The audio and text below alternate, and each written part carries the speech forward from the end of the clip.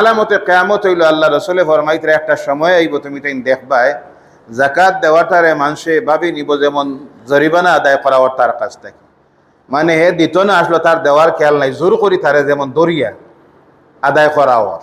قال الله تعالى في القرآن الكريم والفرقان الحميد فأعوذ بالله من الشيطان الرجيم والمؤمنون والمؤمنات بعضهم أولياء بعض يأمرون بالمعروف وينهون عن المنكر ويقيموا الصلاة ويؤتون الزكاة ويطيعون الله ورسوله أولئك سيرحمهم الله صدق الله العظيم। আল্লাহ রব্বুল ইজ্জতের লাখ কোটি শুকর যে আল্লাহ পাক রব্বুল ইজ্জতে আজকের এই মুবারক জিল কয়েদ মাসের শেষ শুক্রবার আল্লাহ পাক রব্বুল ইজ্জতে আমরা তার ঘরের মধ্যে আওয়ার গোলামির আদায় করার তৌফিক দিছেন, সবে হোক আলহামদুলিল্লাহ। আজকে হইল জিল কয়েদ মাসের শেষ শুক্রবার এবং শেষ দিন। আগামীকাল বিকালবেলায় যে চন্দ্র উদিত হইব সেই মাসের নাম হইল জুইল হাজ্জা, হজের মাস, এবং হজের মাসের প্রথম তারিখ হইব গিয়া রবিবার। সেই হিসাবে সেই মুবারক যে মাস আর হজের মাস বেশ ফজিলতের মাস, যে মাসের প্রথম 10 দিন আল্লাহ পাক রব্বুল ইজ্জতে অত্যন্ত সম্মানিত করছেন, যেটার কসম আল্লাহ কোরআনুল কারীমের মধ্যে ফরমাইন ওয়াল ফাজরি ওয়া লায়ালিন আশর ওয়াশ শাফঈ ওয়াল ওয়াতর, ফজরের ওয়াক্তের কসম এবং 10 দিনের কসম এবং বেজোড় এবং জোড় দিনকলের কসম। আল্লাহ এখানে কয়েকটা কসম করছেন এই সূরার আরম্ভণীর মধ্যে। প্রথম ফজরের ওয়াক্তের কসম রে আল্লাহ পাকে করছেন। এই মুবারক মাসের মধ্যে কয়েকটা দিন দিয়ে আল্লাহ সবচেয়ে বেশি সম্মানিত করছে। এর মধ্যে একটা দিন হইল ইয়াউমুল আরাফা, এই মাসের 9 তারিখের দিন। এই মাসের 10 তারিখের দিন হইল ইয়াউমুন নাহার, কোরবানির দিন। এবং এই 2 দিনকে বাদ দিয়া আরও 3টা দিন আছে আইয়ামে তাশরিক বা আইয়ামে তাকবীর। সম্মানিত দিন হল তাকবীরের দিন হল 11 তারিখ, 12 তারিখ, 13 তারিখ। 9 তারিখ থেকে শুরু করিয়া 9 তারিখের ফজর থেকে শুরু করিয়া 13 তারিখের আসর পর্যন্ত আইয়ামে তাকবীর হওয়া হয়। তাকবীরের দিন হল 5টা দিনের মধ্যে 3 দিন দিয়ে আইয়ামে তাকবীর হওয়া হয়েছে, আর 2 দিন হইল ইয়াউমুল আরাফা আর ইয়াউমুন নহর, কোরবানির দিন। যারা কোরবানি দেওয়ার নিয়ত আছে তারা আর একটা সুন্নতে আমল হইল গিয়া এই মাসের চাঁদ উঠার আগে আপনার নখ কাটা, চুল কাটা, মুছ কাটা, দাড়ি কাটা বা যে যে অঙ্গের যে যে জায়গার রোমরে পরিষ্কার করতে হয় এই মাসের চাঁদ উঠার আগে পরিষ্কার করি লইতা। কোরবানি দেওয়ার আগ পর্যন্ত আর আপনি চুল, দাড়ি, নখ, মোষ, শরীরের কোনো রোমরে কাটিতা না। কোরবানি দেওয়ার পরে কাটিতা আল্লাহ রসুল সাল্লাল্লাহু আলাইহি ওয়াসাল্লামের সুন্নত। মাত বোঝা গেছে? ফরজ ওয়াজিব না, সুন্নত। আমরা প্রত্যেকে সেই সুন্নতের উপর আমল করার চেষ্টা রাখতাম। যারা কোরবানি দেই, যারার উপরে কোরবানি দেওয়া ওয়াজিব, আল্লাহ পাকে আমরা এর উপরে আমল করার তৌফিক দেও, সবাই আল্লাহুম্মা আমিন। আল্লাহ পাক রব্বুল ইজ্জতে আমরার উপরে ফরজ করিয়ে দিছেন 5টা জিনিস, ঈমান আনার পরে 60টা জিনিস। ধনসম্পদের মালিক যারা, তারার উপরে আল্লাহ স্পেশালি 2টা আরও জিনিসের ফরজ করছেন। একটার নাম হইল যাকাত আর আরেকটার নাম হইল হজ। বাকি প্রত্যেক মানুষের লাগি আল্লাহ, মুমিন মুসলমানের লাগি, ধনী হোক গরিব হোক, প্রত্যেকের লাগি 3টা জিনিসের ফরজ করছেন ঈমান আনার পরে: নামাজ এবং বৎসরে 1 মাস রমজান মাসের রোজা রাখা। যাকাতটারে আল্লাহ ফরজ করছেন তার 2টা কারণ। একটা কারণ হইল ধনসম্পদ সমস্ত, বিশেষ একটা শ্রেণী মানুষের গিয়া আটকে রইত আর এক শ্রেণী বঞ্চিত রইত, এটা আল্লাহ চাই না। 2 নম্বরে হইল আল্লাহ ধনসম্পদ, এটা বহুত বড় তার এক নিয়ামত। যারা আর আল্লাহ এই নিয়ামত দিছেন সেই নিয়ামতের শুকরিয়া আদায় করতে গিয়ে তারা এর একটা অংশ আল্লাহর দেওয়া নির্ধারিত অংশটারে 8টা খাতর মধ্যে তারা ব্যয় করত, আল্লাহ ফরজ করিয়ে দিছে। 3 নম্বরে হইল গিয়া জাকাতটারে ফরজ করে আল্লাহ দেওয়ার কারণ হইল যারা ধনসম্পদ দিছে তারা দনটা পবিত্র হইত, পাক হইত, এবং এই জাকাত দেওয়ার মাধ্যমে আল্লাহ তার ধনসম্পদ বরকত দিত এবং হেফাজতের দায়িত্ব আল্লাহ পাকে তার নিজের হাতের মধ্যে নিয়ে গিয়ে হোক সুবহানাল্লাহ। জাকাত দেওয়া হইল ফরজ। কিন্তু আজকালকের জমানায় যদি আমরা দেখি, স্বাভাবিকভাবে দেখা যায় 80% মানুষের উপরে জাকাত দেওয়া ফরজ। মাত বুঝতে পারি, আমরা তো সমাজে চলি আর দেখি, আর কমপক্ষে 80% মানুষের উপরে জাকাত দেওয়া ফরজ। কিন্তু জাকাত দেয় মুষ্টিমে দেখা যায় 5 থেকে 10% মানুষে জাকাত দেয়, বাকি এরা জাকাত দেয় না, জাকাত দেওয়ারে অস্বীকার করে না, আর জাকাত দেয়ও না। যারা জাকাত দেয় না ফরজ হওয়ার পরে আল্লাহ পাকে তারা সম্পর্কে কঠিন আযাব অখলার আয়াত হল কোরআনুল কারীমের মধ্যে আল্লাহ বর্ণনা করছে। এবং আলামতে কিয়ামত হইল আল্লাহ রাসূলে ফরমাইতে একটা সময় আইব তুমি তাই দেখবায় জাকাত দেওয়াটারে মানুষে ভাবি নিব যেমন জরিমানা আদায় করা ওর তার কাছ থেকে, মানে হে দিত না, আসলো তার দেওয়ার খেয়াল নাই, জোর করি তারে যেমন দরিয়া আদায় করা ওর। জাকাত দেওয়ার সিস্টেম হইল যার উপরে জাকাত ফরজ এ জাকাতরে নিয়ে আদায় করতো। আইজকাল যদি ইলা খোয়া হয় যে নিয়ে আদায় করিও, 1% মানুষও আদায় করতো না, কারণ জোরে দরিয়া বাড়িতে মেসা বকলে আদায় করতে পারতাম না। আর যদি কই তুমি তোমার জাকাত নিয়ে আদায় করো, 1 টাকাও দিত নাই, তো তুমি তোমার জাকাতরে নিয়ে আদায় করতে, আদায় করার মানুষে যায় না, বাড়িতে আদায় করাই। এক সময় আসলো জাকাত দেনেওয়ালা হলে তার জাকাতরে হিসাব করিয়া তার ফরজরে আদায় করার লাগিয়া আল্লাহ রসুলের জবানায় সাহাবায়ে কেরামের জবানাত দেখা যায় জাকাত যারা উপরে ফরজ আসলো তারা নিজে জাকাত লইয়ে বার হইতো আদায় করবার লাগে। এক ঘটনা আর তাফসীরের মধ্যে আব্দুল্লাহ ইবনে মুবারক রাহমাতুল্লাহ তাআলা আলাইহির জবানাত রাষ্ট্রীয় জাকাতরে কালেকশন করিয়া রাষ্ট্রদায় কালেকশন করা হয়েছে, দেওয়ার কোনো মানুষ নাই, নেওয়ার কেউ নাই, রাষ্ট্রীয় দায়িত্বটা লইয়া বার হইছেন জাকাতরে আদায় করা লাগবো, তো দিতা নিয়া দেওয়ার মানুষরে খুঁজাইতে কইতরা 1 সপ্তাহ গেছে গিয়া, তো জাকাত দেওয়ার মানুষ পাই না, নেওয়ার কেউ নাই, সব দেনেওয়ালা। আলহামদুলিল্লাহ। তো হঠাৎ একদিন তাই ঘুরিতরা বস্তাত গড়িয়া টেকা লইয়া, ওই সময় দেখা যায় আরো একজন আইতরা, শরীরের কাপড় ময়লা, চোল এলোমেলো, কান্দর মধ্যে বস্তা এগু দেখিয়া মনে মনে আল্লাহর শুকরিয়া আদায় করলা, আল্লাহ যাই হোক মনে হয় এক দায়িত্ব থাকিয়া মুক্ত হইব, এক মানুষ মনে হয় পাওয়া গেছে, এনে দিলে আমার দায়িত্বটা আদায় হইব। তো হেন দারো গেলা গিয়া কইলা ভাই যাও, আর হইছে তোমারে পাওয়ায় আমার জান বাঁচছে। বলে হইছে কিতা? 1 সপ্তাহ থেকে আমার জাকাতের টাকা লইয়া গড়ি আর দেওয়ার লাগিয়া, তো দেওয়ার মানুষ পাইয়ার না, তুমি অগুনটা সমঝো। তখন এইন কইলে আপনার হইছে 1 সপ্তাহ, আমার হইছে 2 সপ্তাহ। সুবহানাল্লাহ। আপনি আমার মনে কতরা আমি জাকাত নেওয়ার লাগি আইছি না, আমি জাকাত দেওয়ার লাগি আমিও ঘুরি, আর মানুষ পাইয়ার না, ঘুরতে ঘুরতে আমার ওই অবস্থা হইছে, ফরজটারে আদায় করতাম কিলা, ফরজটারে আদায় করার লাগি ঘুরিতরা জাকাতরে দেওয়ার লাগিয়া।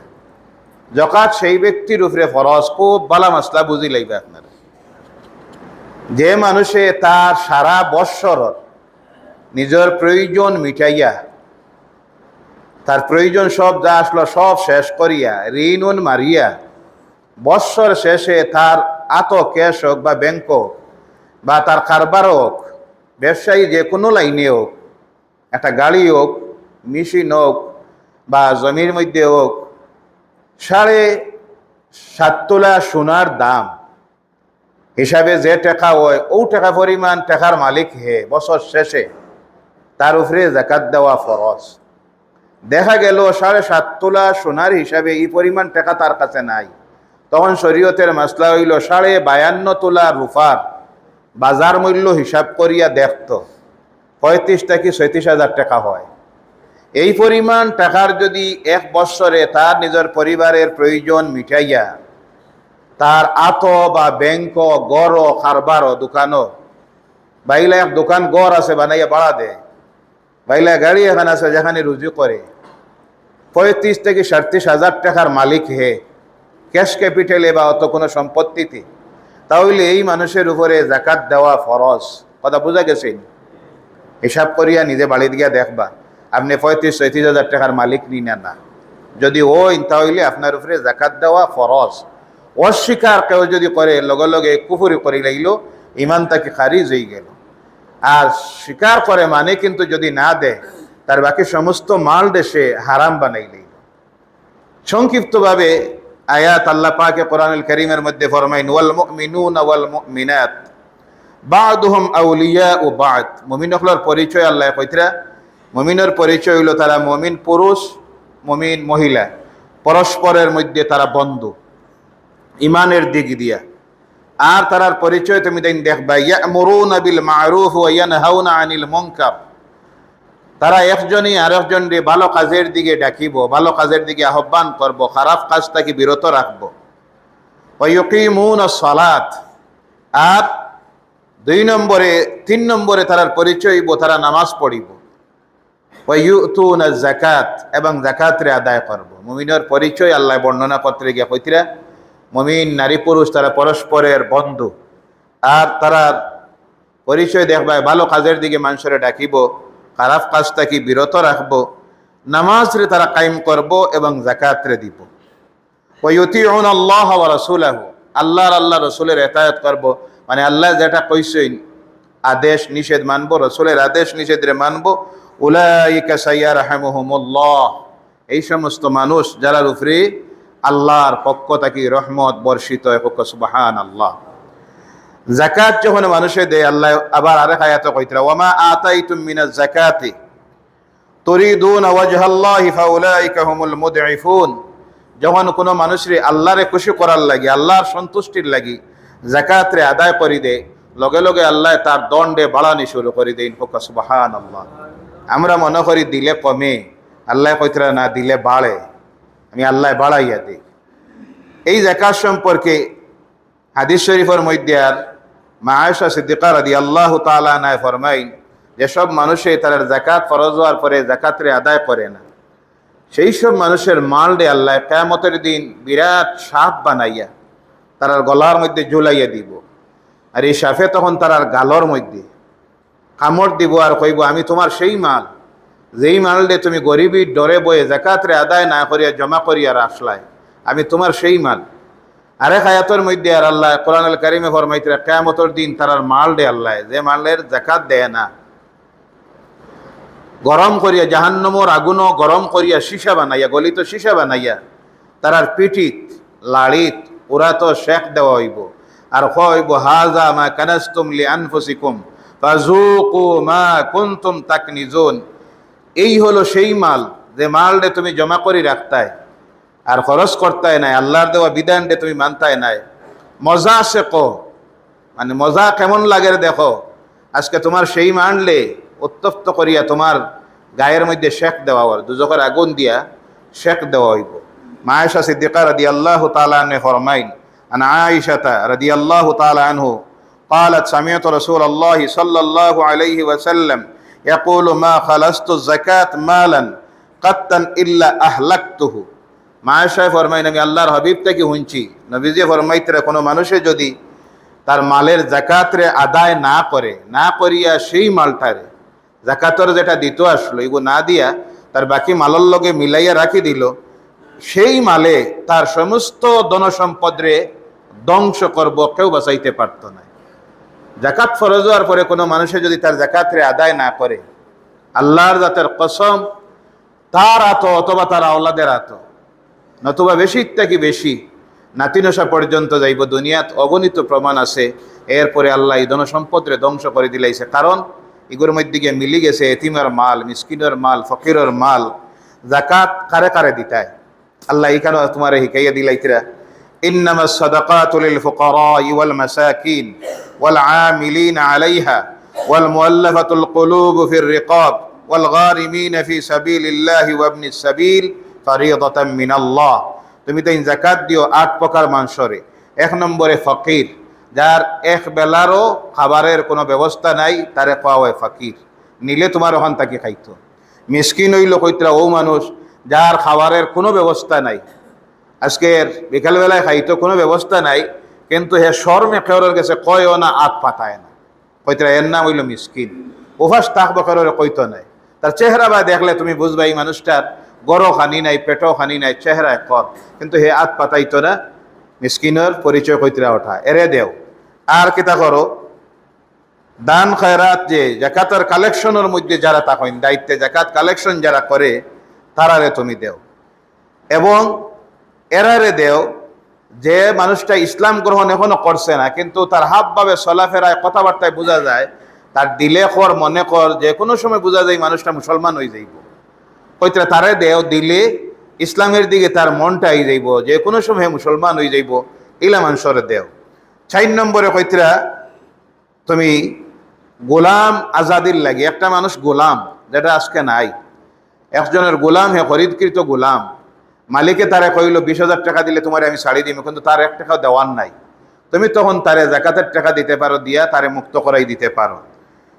6 নম্বরে হইল ঋণগ্রস্ত কোনো মানুষ, এক সময় হেও বহুত অবস্থাওয়ালা মানুষ আসলো, হঠাৎ করে যে কোনো কারণে হোক, কায় কারবারে হোক বা কোনো অসুবিধায় লস মারিয়া হে বিরাট ঋণগ্রস্ত, এখন তার নিজের পুঁজি বলতে কোনটা নাই, হাজার হাজার লক্ষ টাকা ঋণ হয়ে গেছে। এই ঋণগ্রস্ত মানুষটার ঋণ থেকে মুক্ত করানোর লাগে তুমি তারে জাকাত দিতে পারো।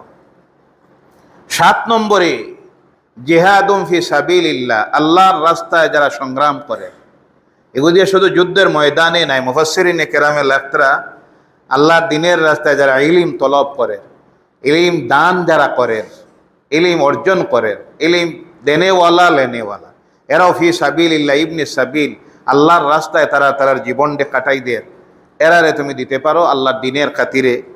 আর মুসাফির, এমন এক মুসাফির যে মুসাফির এও নিজে জাকাত দেওয়ার মালিক, কিন্তু হঠাৎ করে কোনো মুসিবত এমন পড়ছে, তার পকেটেও টাকা নাই, এলা কোনো সিস্টেমও নাই যে ব্যাংক থেকে উইথড্র করতো, বা মোবাইলও লগে নাই, এখন তো সিস্টেম বার হয়েছে মোবাইলে দেওয়া যায়, এই ব্যবস্থাও তার নাই, মোবাইলও লগে নাই, মানে হে মানুষটা গরিব নাই, কিন্তু মুসাফিরিত গিয়া হঠাৎ অসুবিধাত পড়ে গেছে, তখন এরেও তুমি জাকাত দিতে পারো। আল্লাহ পাক রব্বুল ইজ্জতে আমরা যারার উপরে জাকাতরে ফরজ করছেন, প্রত্যেকের হিসাব করিয়া জাকাতটা আদায় করার, ফরজরে আদায় করার তৌফিক দেও, সবাই হোক আল্লাহুম্মা আমিন। এবং সোনার উপর জাকাত টাকার লগে হিসাব আলাদা এটার। সোনা যদি আপনার গড়ের মধ্যে 7.5 তোলা থাকে, তার উপরে জাকাত ফরজ।